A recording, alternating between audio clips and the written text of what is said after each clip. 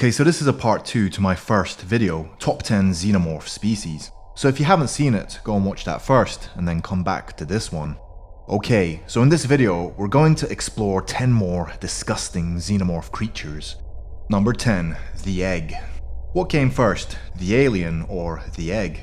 The eggs laid by the queen are large, ellipsoidal, leathery objects between 2 and 3 feet high, with a 4-lobed opening at the top.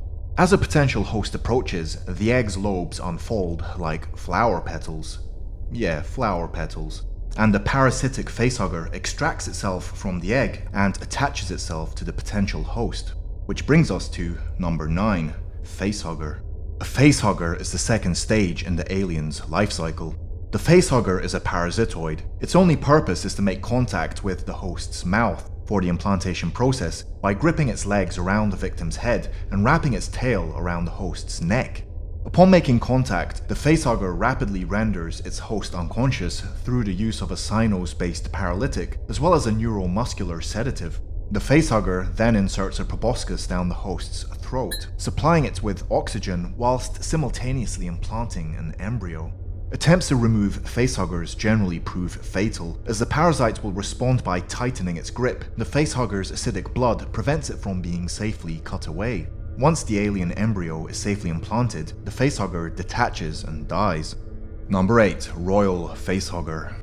The royal facehugger, also known as the super facehugger or queen facehugger, is a special variant of facehugger that is capable of implanting an embryonic queen.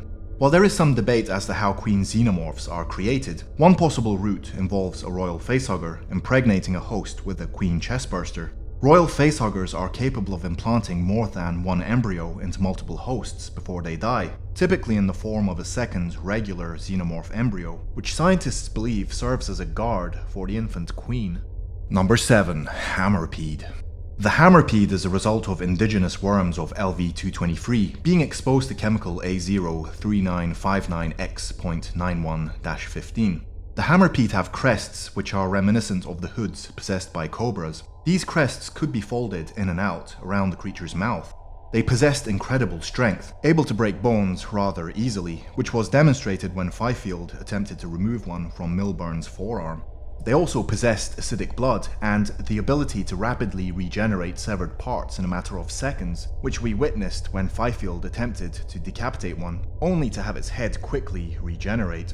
Number 6, Trilobite. The Trilobite, sometimes jokingly called the body hugger, was a massive octopus-like creature resulting from Charlie Holloway being infected with chemical A0 and engaging in sexual intercourse with Elizabeth Shaw.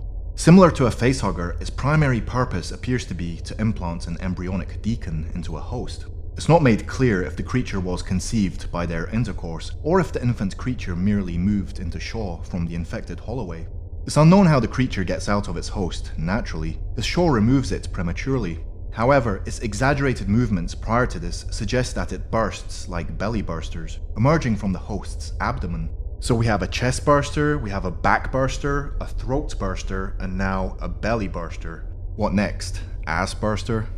Come on, you know it's out there. Number 5, Jockey Xenomorph. The Jockey Xenomorph is a xeno born from an engineer. The Jockey Xenomorph is usually huge in size, far larger than any typical human-spawned xenomorph. Their height is most likely 12 feet tall. This creature was first referenced in Alien 1979, but we never actually get to see it. A Jockey Xenomorph was originally going to appear in Prometheus, where it was known as the Ultramorph, but the creature was cut before filming, replaced instead with the Deacon. Number 4, Swimmer. In the Aliens Colonial Marines story published by Dark Horse Comics, a group of Marines end up on a colony planet known as Bracken's World, a primarily oceanic planet that grows large amounts of sea kelp.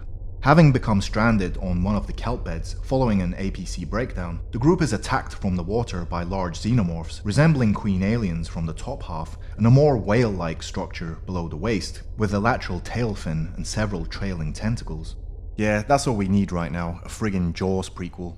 Where did the shark come from? Who were his parents? So many important questions that need answers. Or not. Number 3, Praetorian. A royal elite guard to the queen, and in some cases, the ones who fertilize her. Praetorians are larger than typical adults, but still only about half the size of the queen herself.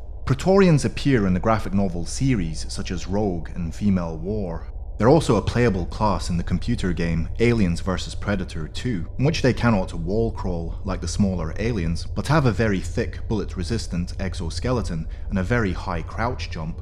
In the game, a background report on their biology reveals them to be a final phase for many drones in Aliens vs Predator 2, or alternatively a young queen in Aliens vs Predator Extinction. Number 2. Zeno Borg. In the first Aliens vs Predator computer game, there is a special variation of the xenomorph, a cybernetically modified and enhanced xenomorph called the Zeno Borg. It is reminiscent of the Star Trek villains known as the Borg. Their appearance consists of a mechanical and flesh-covered body, a Borg-esque face, and they can fire laser blasts. Their only weakness appears to be a flashing green light that, when hit, shuts the Xenoborg down. A similar organism appears in the book Aliens vs Predator Hunter's Planet, where a madman creates a planet for big game hunters and creates xenoborgs intent on using them to conquer worlds. And number 1. Predalien Queen. The Predalien is a product of a super facehugger impregnating a predator. The Predalien cast has appeared in comic books, video games, and one film in that order. Appearance and abilities vary between media, with varying degrees of common traits to its host species. The AVP games have shown a creature more in touch with its predator host, complete with large mandibles, a heavily built physique, and dreadlocks, even going so far as to shorten the elongated head, and apparently remove the inner set of jaws. In the games, this variant is also depicted as being light brown with green mottling, similar to the skin color of the predators. In the first game, the Predalien Queen is not able to headbite, however. In Aliens vs Predator 2 Primal Hunt, the Predalien is capable of using its mandibles to instantly crush and consume the head of a foe. Okay, bonus round. I'm just gonna chuck some random creepy Xeno images at you.